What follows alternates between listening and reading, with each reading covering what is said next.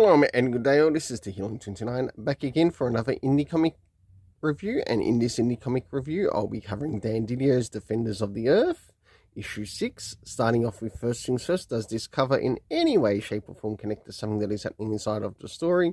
In some essence it is, to which I give a 7.5 out of 10. Next is the area of the internal art, as we have a look around the beginning, middle and of course the end, and also what's happening story-wise with the characters. So as the story begins, we are following the villain known as Lord Crotan, as he's sort of like overlooking some of the events that are taking place in relation to the heroes that are in the story. So we have, of course, Flash Gordon, Mandrake, Lothar. Of course, we have Jeddah, the Phantom. We also have Castra that will make an appearance in the story. So he's preparing things to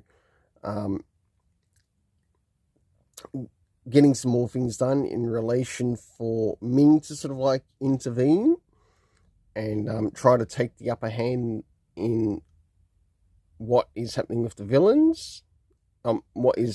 What he's trying to do with the heroes, I mean. As we start to move towards the middle of the story, Castra finally makes her move, or Princess Castra finally makes her move against Flash Gordon, to which in this he is tranquilized.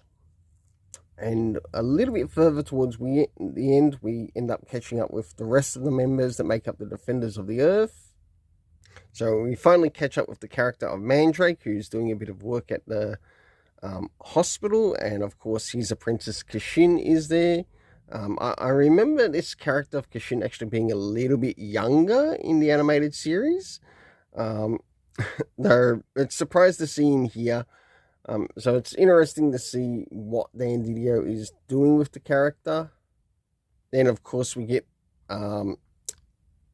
Jeddah being visited by her uncle, as well as Rick Gordon, who's got Zuffy.